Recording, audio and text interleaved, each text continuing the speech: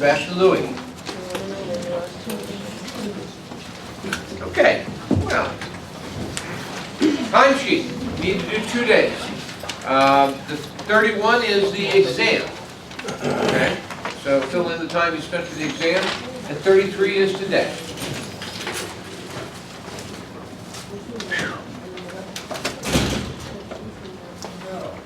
Here's the homework for tonight. Remember, homework 32 is due today.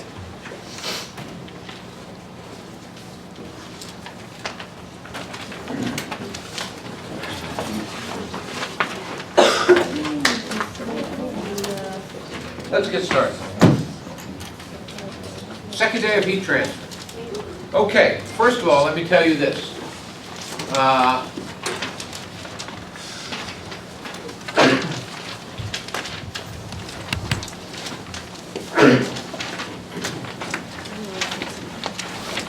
All right.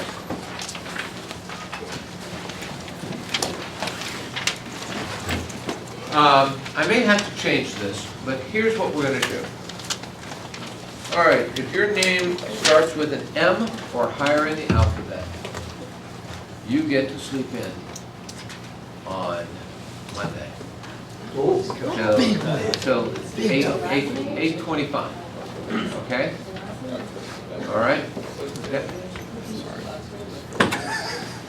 If your name begins with an M, that's you. All right. I know you're shocked a little bit at the test, your head's spinning, and okay, now. Okay, that's about right. That's about half. Okay? So if you're A, Alan, through Lopes, China, pardon me? You get to come at 8 o'clock. Don't come here. No taping. Taping's not necessary. Just come up to 203, and I will have the heat transfer set up. Okay? First and last name. All right. What part of Lopes? Turn around and meet Gio Piscitelli. All right. This is China Lopes. L-O-P-E-S. Last name. Come on, That's why I man. was confused. I thought it was first name. All right. Okay. That way, we'll have a smaller group around the equipment. Okay? That's how I know you're asking. This is a demonstration class anyway. This thing is very fun. This thing is very fickle. Is the only way to put it. It's made by the British in the spirit of their automobiles. There is a reason why there's no British automobile industry. That's why you just told me to come in at 8, but when I do the alphabet in my head and I sing it correctly, L comes before M. So I want to just clarify that I'm not coming in. But yeah, you kind of like, I think you got mixed up or something. You know what? If your name starts with M or higher, M, N, blah, blah, blah, you come in at 8:25. What's hard about that? You told China to come late. China's got to be, no, China's here China's here at 8 o'clock, all right? All right, be there. I don't care when you come at sometime. All right. There's nothing but a page now. What does M or higher mean to you? Closer to 8 o'clock. Well, it's always 8 o'clock, and that way the ATW standing in the back will see it. No, I'm coming in at 8. Yeah. M. Or lower. All right, if anybody has any questions about when they're coming in, come and see me. Yes. All right. That's 203 in the fluids lab upstairs. Okay, that's where it'll be. Every year, I spend an hour or two this afternoon. I'll be up there, and the water will be squirting everywhere. And the software is old and won't run on the new computer, so I have an old computer where the screen goes black for no reason. Did you get water on it? So, no, I don't get water. It's just, for some reason, it just goes black. So it's always fun and exciting doing this lab. So. All right. Last time,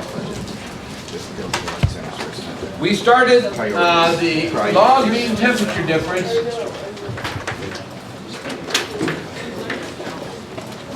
Continue. So where did we stop?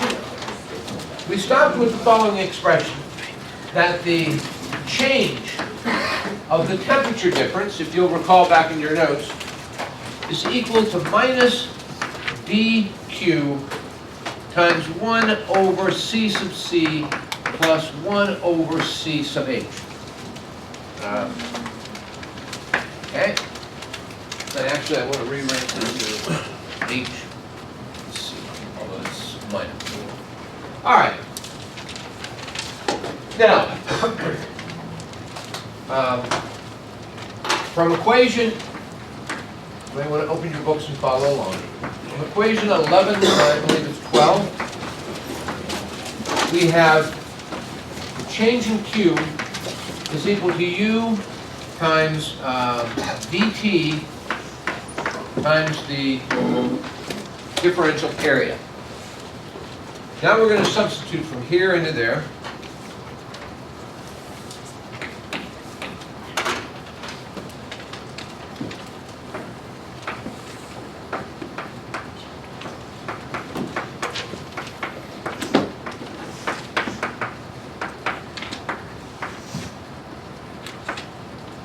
So substituting into the above equation,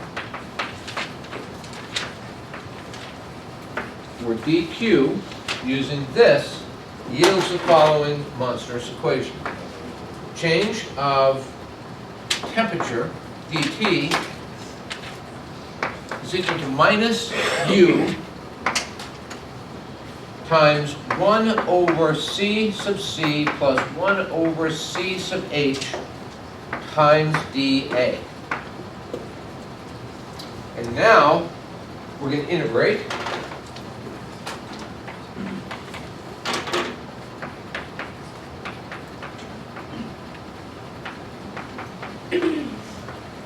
And we end up with integral from 1 to 2 of the change of delta t over delta t being equal to minus u, which is a constant, times the, minus u, which is a constant, times 1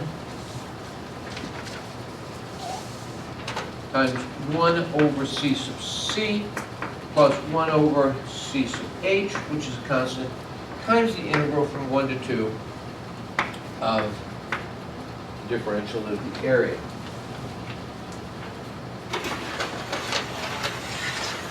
Next thing we do is we substitute in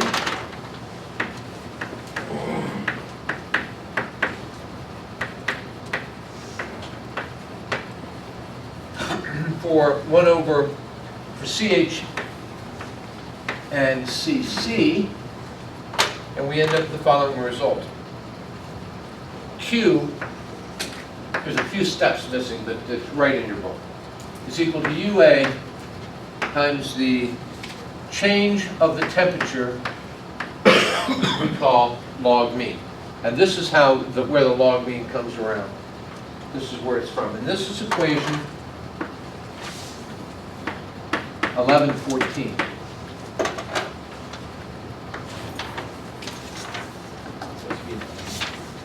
Pardon me? All right, be a little picky. Yes, UA, all right, UA. All right, and what is this temperature log mean difference?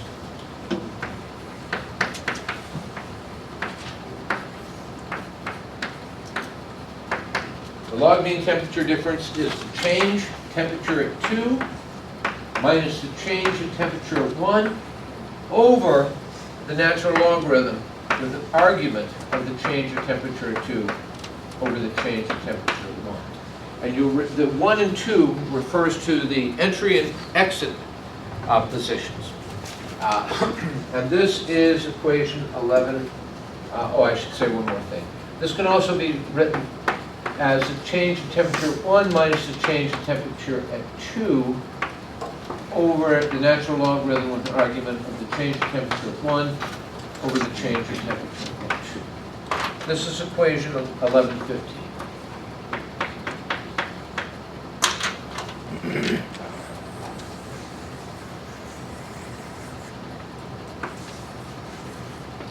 And that's your log mean temperature difference, and that's where it comes from. And you'll recall some 2 or 3 lessons ago I said that we would derive the log mean temperature difference, and this is where it comes from. All right. This is good for parallel or counterflow heat exchangers.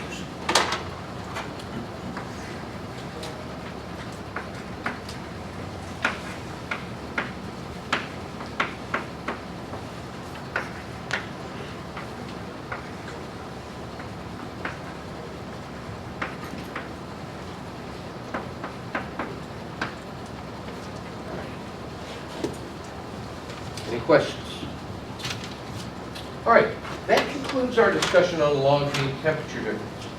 And now today I want to start off with, now I want to continue today with a discussion of the NTU effectiveness method, which is the second method of analyzing heat exchangers, which I mentioned at the beginning of last class. So let's take a look at the NTU method.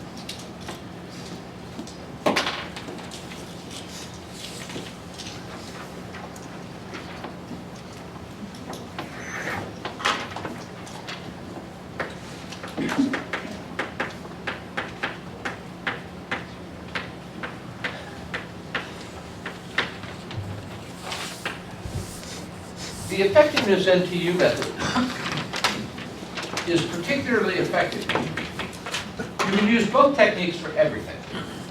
It's just that one technique tends to be better than the other for certain applications.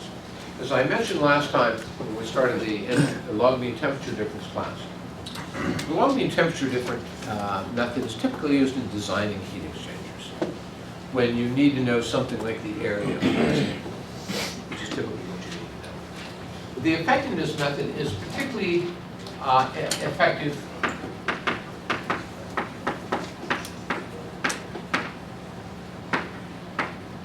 for determining heat exchanger performance. You have a heat exchanger, or your company might be using a particular heat exchanger provided by a manufacturer. You want to know, can we use the same heat exchanger in another application? If so, what do we have to change?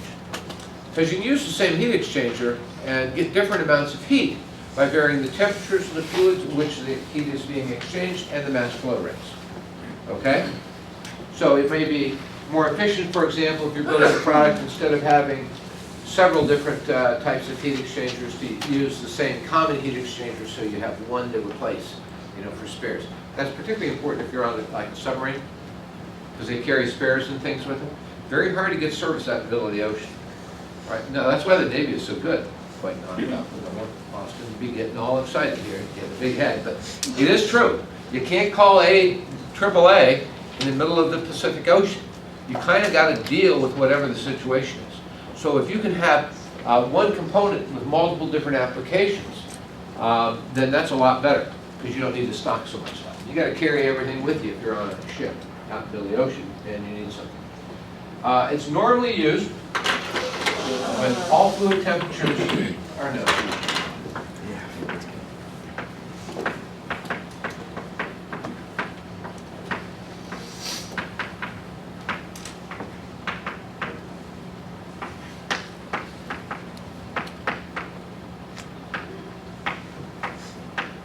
All right, so how does this work?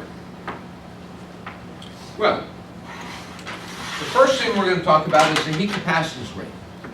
Now, we've already spoken about this before, but we'll review.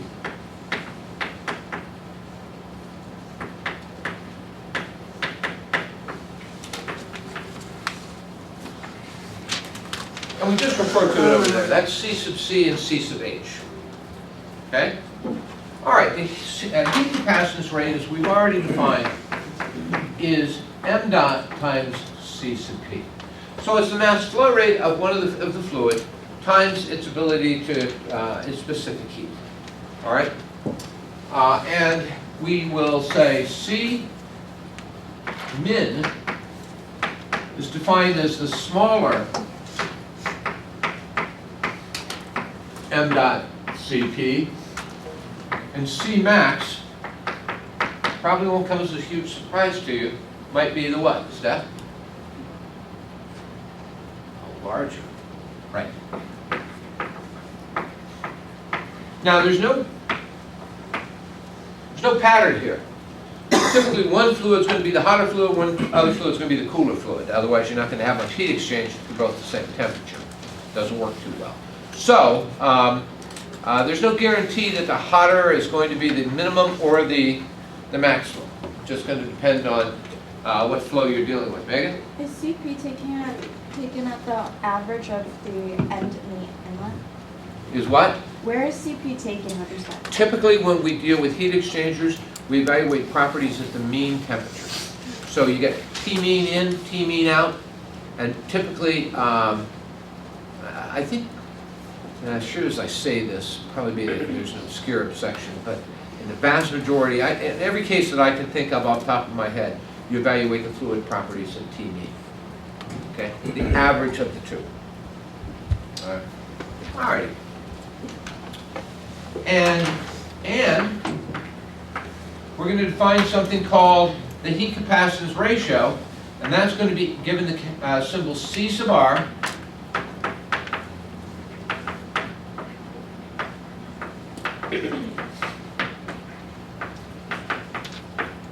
And that is defined as C min over C max. So CR can go from 0 to 1. Okay? All right. Okay, so we've got that definition. Now we need to define effectiveness.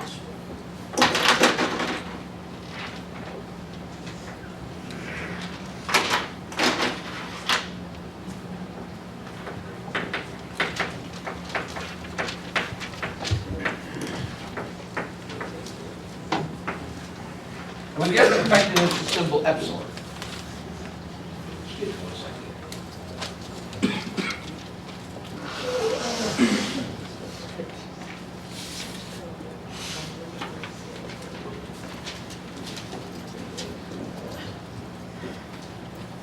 All right, and effectiveness, epsilon, is defined as the actual heat transfer that takes place over the maximum amount of heat transfer that takes place. So it's Q over Q max. Actual heat transfer divided by the max heat transfer. So you may see where we're going on this. If we can define maximum heat transfer, then we can always calculate that without worrying about what physically is going on in the heat exchanger if we define it properly. And then we just need a way to come up with an effective way to calculate or with a method that will calculate the effectiveness. And then, if we knew that, we can calculate the actual heat transfer that will take place. All right, so we have Q then being equal to epsilon times Q max, and E, and then the Q max is going to be C min times the hot temperature in minus the cold temperature in. So in other words,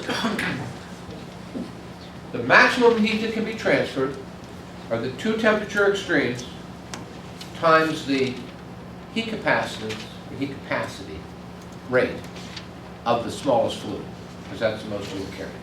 All right? So in other words, you'd have maximum transfer of energy. All right, so now we have defined the Q max. So if we know the inlet temperature, hot fluid inlet temperature, and the cold fluid inlet temperature, and typically we do, because otherwise we don't know anything about what we're doing. So you got to know something about what you're doing. And you know the m dot Cp of your minimum, the minimum m dot Cp, then the only thing you need to calculate heat transfer is the effectiveness, epsilon. So how are we going to do that? Well, here's what we're going to do. first thing we're going to do is we're going to define something called the number of transfer units.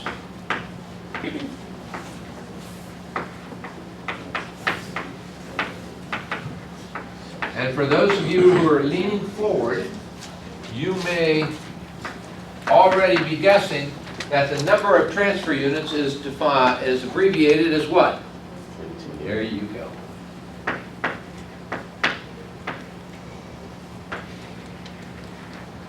All right, an NTU is simply defined as UA, that is the physical characteristics of the heat exchanger, divided by C min.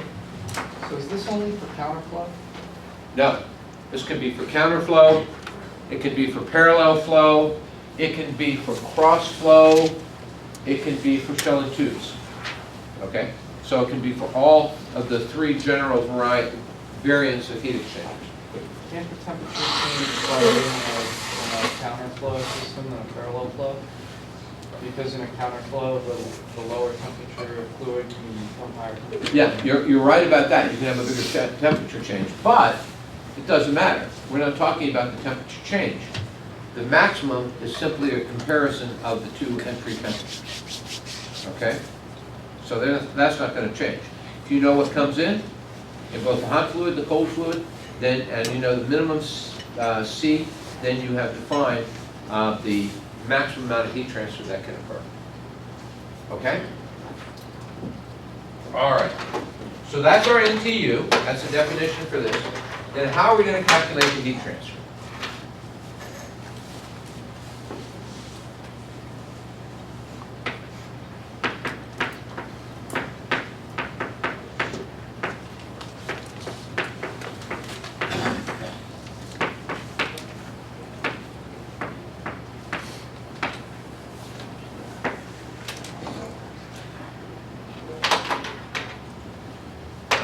Since we know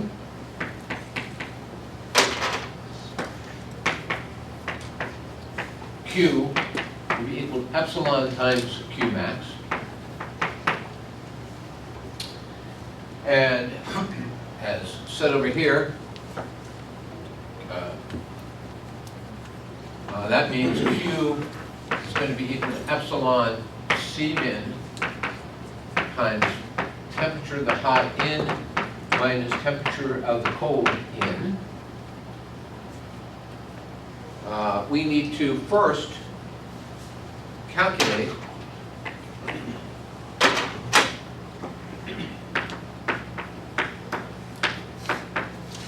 C min, and that, by the way, means you're going to have to calculate both C's for both fluids, okay? And then choose one.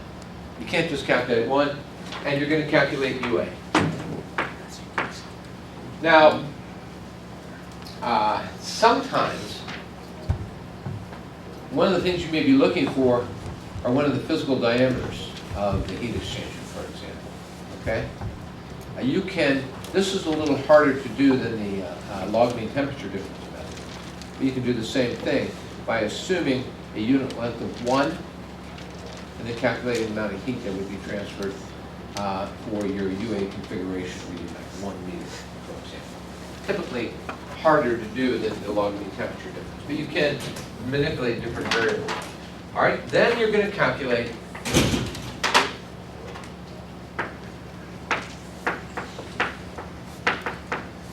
the NTU using this simple relationship here. So it's very simple, okay? All right, and that's going to be equal to, of course, UA C min. And then you're going to open up your textbook and you're going to rely on the theoretical work which has been done in the past. So at this point, open your textbook to chapter 11, specifically to table 11.3.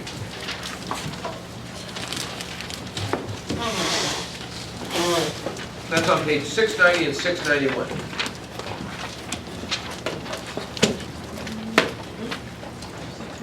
Now, table 11.3 and then the complementary table, table 11.4, which are on the facing tables, show you different types of flow arrangements. Parallel flow, counterflow. Shell and tube with multiple shell and multiple tube passes.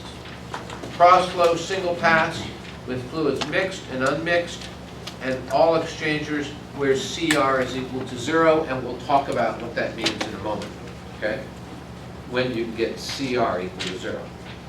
So if you know UA and Cmin, you can go into these tables and you can calculate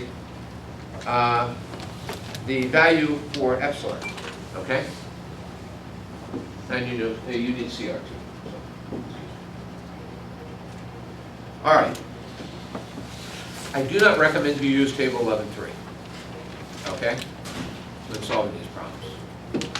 If you were doing this as part of your work, then I would suggest taking the time and carefully using these tables, because these are complicated equations and prone to error, especially like the shell and tube heat exchangers, as you can see.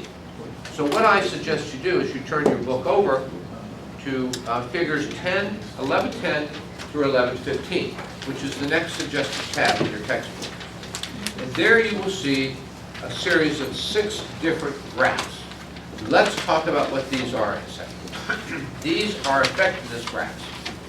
And while they are small, and therefore the accuracy which you're going to, the true accuracy which you're going to get off of them is not going to be what you'd want if you were doing a problem like this, for, which required a great deal of accuracy. But for the class work we're doing here, I suggest you just use these charts. Okay? So how do you use them?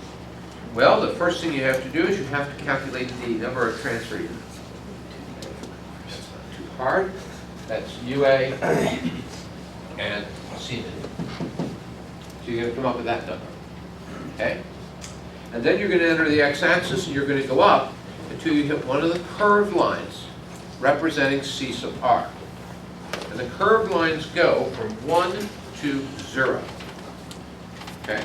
Now 1 would mean that the C, the heat capacitance rate of both your fluids is identical, are identical. Okay? C sub r is for the case where one of the temperatures of the fluids remains constant. So what cases would that be? What type of device? Cross flow? One of the fluids in the heat exchanger process remains, the temperature remains constant. Condensation, oil. Right. Condensation of boilers, where you're dealing with a heat exchanger where the mechanism of interest is phase change. Okay? Most common, condenser. Most common, evaporator. Okay? So you have condenser and evaporator. See condensers in power plants all the time, where you're condensing, and of course you have condensers in your air conditioners too, where you're changing from a gas to. You want to cool them anymore? Typically, no. You don't want to cool them anymore. You just want to condense them and change their phase. All right.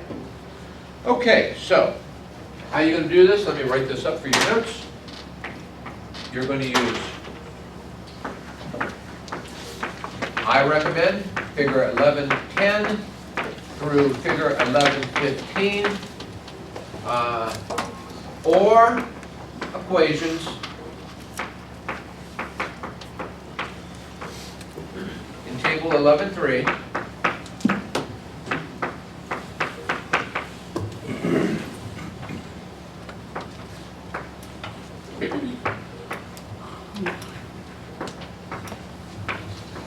Find what?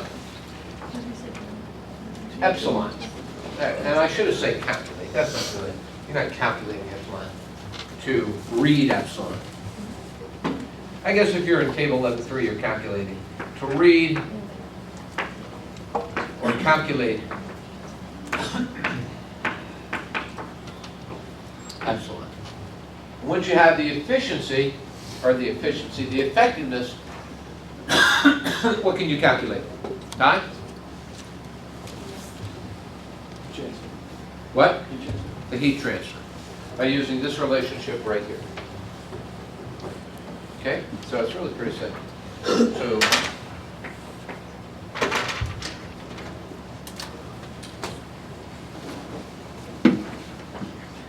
after obtaining epsilon, you can calculate the actual heat transfer. Okay? Once you know the heat transfer Q, what does that allow you to do? It allows you to calculate the exit temperatures. All right? So if you know that the heat exchanger transfers so much heat, then all you have to do is say, okay, the heat transfer from the hot fluid has got to be identical to the heat transfer absorbed by the cold fluid. Now, in reality, sometimes there's loss to the surroundings, but many heat exchangers are in fact insulated and so we'll model them typically as adiabatic.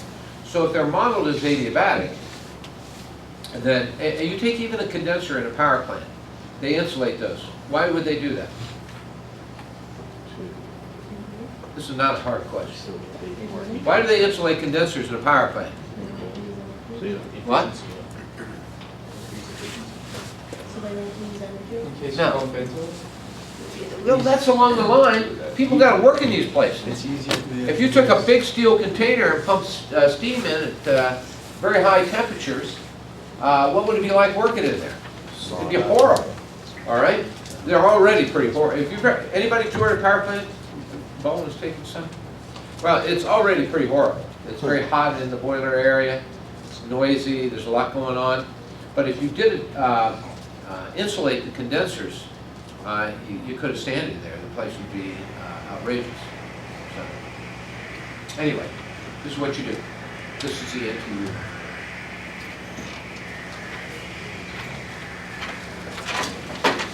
Okay. Lastly.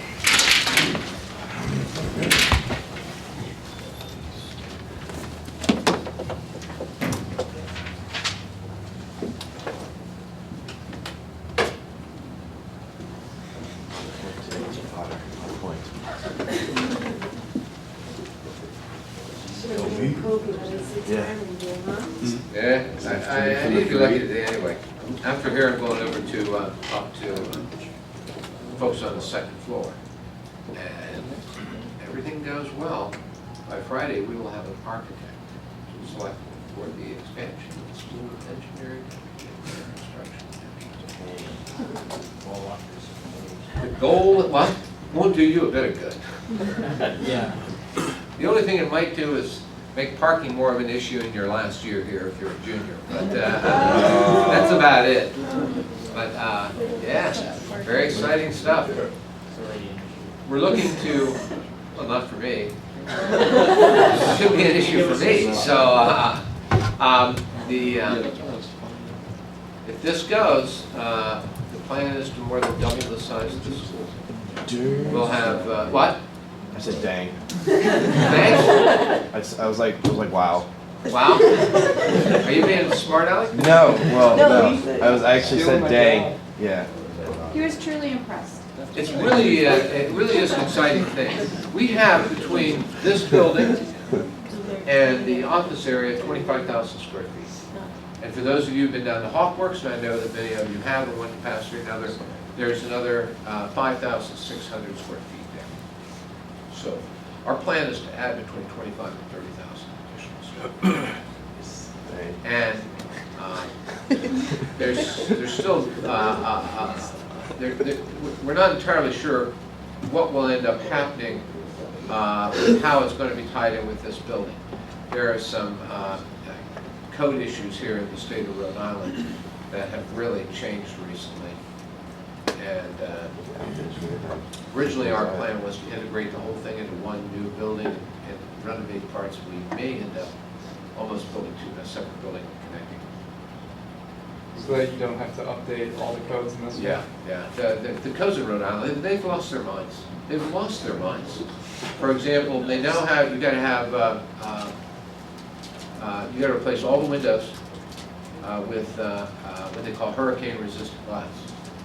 which just doubles the cost of all the windows. So now imagine you get to every window in this building out, and then you buy, when you start talking panes of hurricane resistance glass this high, that they're horrendously expensive, and it doesn't, I mean, the fact of the matter is that that's money that is not going to improve the quality of the instruction one bit in this building, all right? There's a hurricane, nobody's gonna be. Well, duh, but the state of Rhode Island does not consider that. And they passed that rule, and no comment period or anything, and they put it into law by mistake. They usually give a comment period and what have you. So there are a whole bunch of construction projects that were underway here in the state that had to go back and increase the cost of the project by 3 to 4%. So I don't know what we're going to do. We're running into a number of issues like that. But the bottom line is we're really very, very excited about this. You can get more teachers and more students if you have twice the size of the school? The School of Engineering right now in the fall of 2015 had 499 students. I just call that 500. I may be exaggerating, but I'm going. All right? So we had 500 on October the 1st. Thanks to academic actions, we reduced that number a little bit in the second semester. Where are we at now? Well, actually, but people come in. The numbers count. Right now, we're about 480. Not too bad. We're graduating. Well, we anticipate. I don't want to get your hopes up. Where are you pointing? I'm pointing at Gio. Tim. All right, you know, yeah. I'm not even in this class. I know. Doesn't matter, Tim. Eyes on you, all right? On all the seniors. We're graduating about 44 engineers, 6 or 7 computer scientists, and about 30. So we're going to have about 80-some graduates. And I will be surprised if the entering freshman class is not 150 to 160. It's huge. These open houses that you've been attending have just been huge. So that means we'll probably have at least 550 students next fall. With this expansion, we're predicting that we could increase our faculty to 30 from the current 19, and grow the school to 800, which would put us in the same level with business. Do you know that the largest major of Roger Williams right now is engineering? Largest major. The largest major of Roger Williams is engineering. That's with all the specializations and everything. Does that count? That's not including just everybody in the building, just engineers? We had 323 at 330 engineers in the fall. 140, I forget what it was, 140 construction managers and like 40 some computer scientists. Is that because business branches off into like marketing? Well, that's right. You get the marketing major. I'm not counting Feinstein undeclared, because that's not a major. I'm not going there. I'm going to be. I got to finish this class. I'll be saying things that I'll regret. But anyway, the good news is I'm a little excited. We're going up right after this class and make that presentation, and assuming that it goes, then all we have to do is raise money. So if anyone feels exceptionally generous, we'll be taking the Field of Burn campaign, all right? Take $10, $5.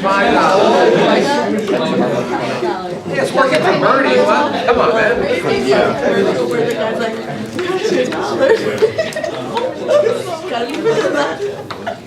But nothing is official yet, so I shouldn't have probably said anything, so don't mention this, but at some point in time, the president will announce what.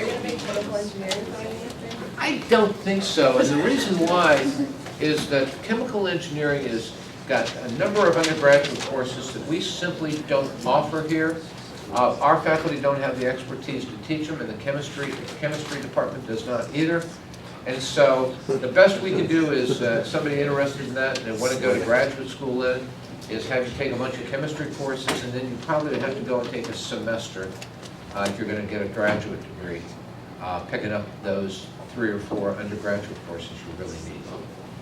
There's heat and mass transfer. There's chemical thermodynamics, although you took the chemical I thermodynamics did there. not like the teacher. Yeah, well, it's just a Murphy? different world. You don't It's a like different world. Murphy? Well, I like him as a person, but. All right, we don't want to talk about teachers now, all right?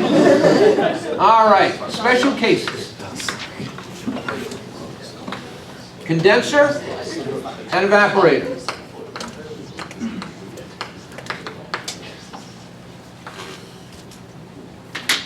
All right.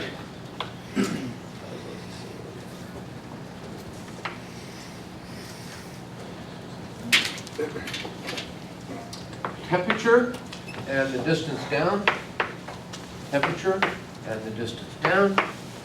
And the inlet and the exit. And the inlet and the exit. All right, now in the condenser, your hot flow comes in.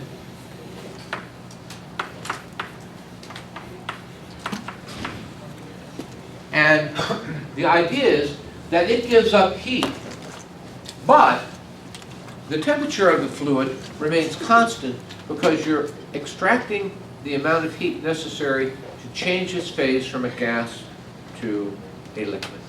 Okay? So the hot flow remains constant. On the other hand, the cold flow looks like this. All right? So that's going to be your cold flow. That's for a condenser. In this case, C min is typically m dot Cp of your cold fluid, and Doesn't it just look like a constant surface temperature pipe? pardon me? If it was a pipe, like a parallel flow or cross flow like that, Yeah. would it just be a constant surface temperature? Yeah, yes it would. You use the last section. Oh yes, you can use, you do use the last equation. You can use the last equation, all right? And in that last section, for constant surface temperature, what pops up? Log mean temperature difference, Yeah. okay? That's where you get the E function in there, all right? Yeah, so C min is equal to this. This is a cold fluid, but since your hot fluid is actually not changed in temperature, it turns out that C max tends to be much, much greater than C min. And because of that, CR is approximated as being equal to 0. Over here, you have a slightly different arrangement. Here you have a cold fluid that comes in.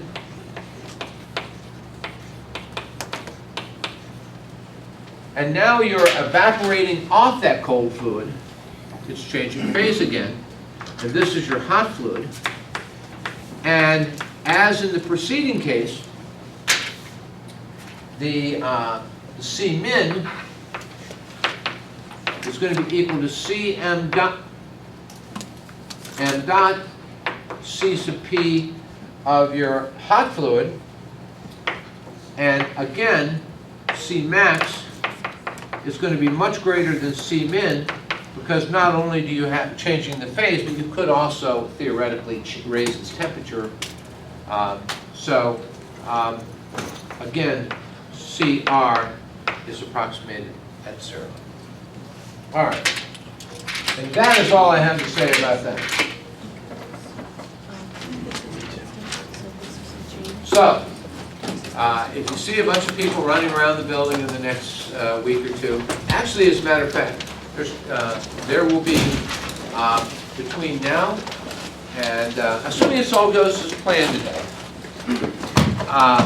between now and May the 4th, there will be some public meetings for students where you'll have an opportunity, you'll be announced, and you'll have an opportunity to meet with the architects and share your thoughts about what this expansion project should include. Okay? And we want to do that before May 4th.